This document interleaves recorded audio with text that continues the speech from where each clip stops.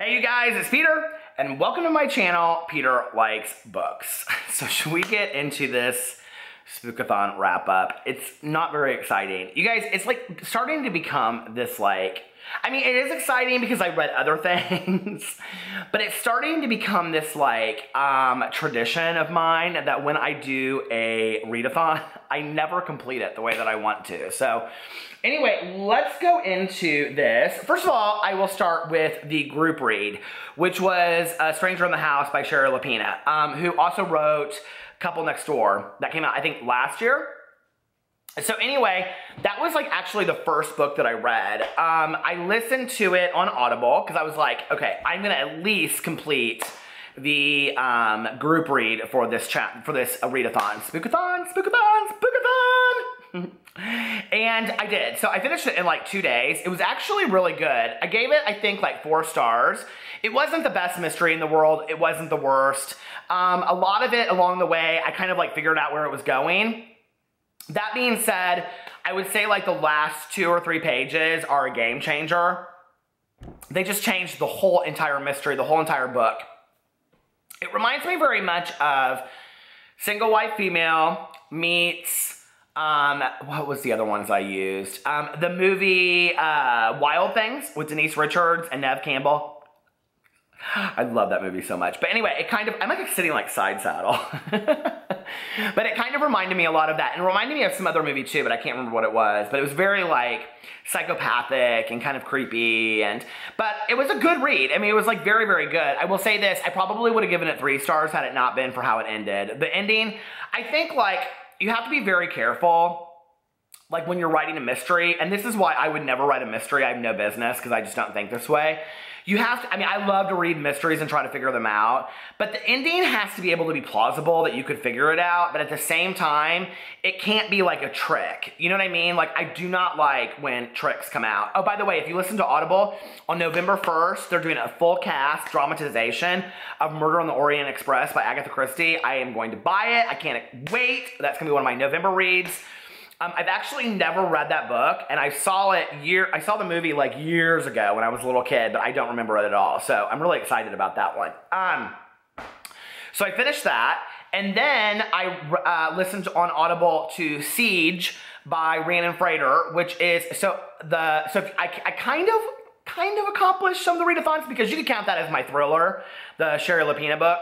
So then I read Siege by Rhiannon Frater, which is the 3rd book in the I don't have it because I listened to it on Audible. The 3rd book in the As the World Dies series. It's a zombie series. Okay, she is a phenomenal writer. I read a lot of zombie books and I don't ever get emotional. She wore me out. If you love The Walking Dead, and she actually, Rhiannon Frater, the writer, actually does a she does a podcast about iZombie.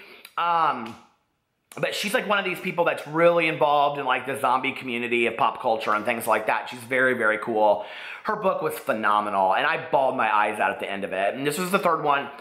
Supposedly, she wrote the whole thing as one novel that was 1,000 pages, and then she split it up into 3 different parts. So if you're looking for a good zombie series, the As the World Dies by Rhiannon Frater, F-R-A-T-E-R, is fantastic. I love it so much. So that was the 2nd book that I read.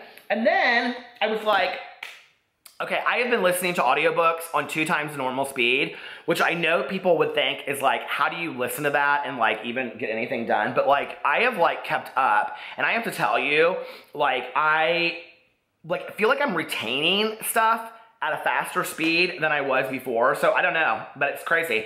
I feel there was another audiobook that I listened to in there. I did buy Hell House because it was on sale on Audible. But I feel there was one other Audible book that I listened to before I started what I'm going to tell you about, because there was a book that was on my TBR that I actually, no, that was it. So, one of the books that was on my, TBR for Spookathon, I actually just got on Audible, and it was the one that I was going to read as a thriller, and it was Final Girls by Riley Sager. I have 2 hours left of this book.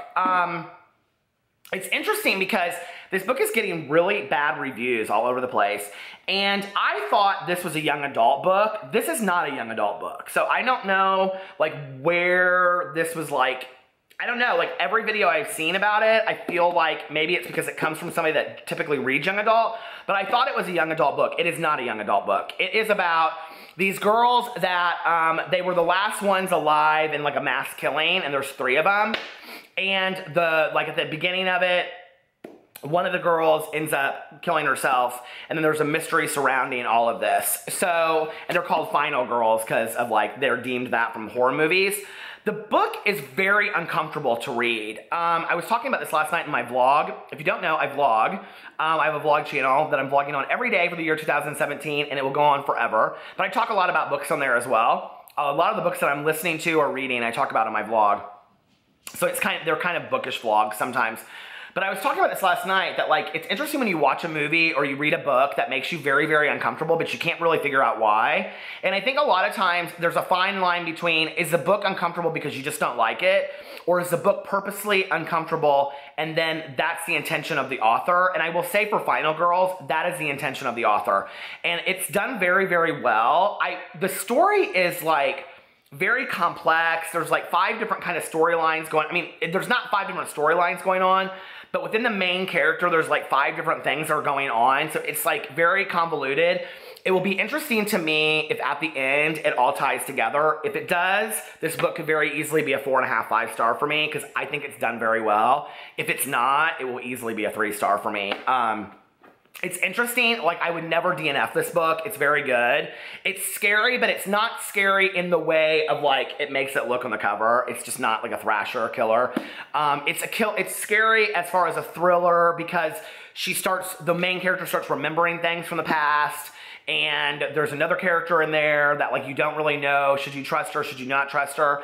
The only thing I don't like about it is that I don't love reading untrustworthy narrators. So the problem is the main character who's also like narrating the book, kind of, you don't really know if you can trust her or not, like if that makes sense. She's not a trustworthy historian. So, and then I'm almost, well, I wouldn't say almost, I'm halfway through Trick or Treat by Richie Tankersley Cusick, which is basically this girl, Martha, who just runs around her house and slams doors, but I love it.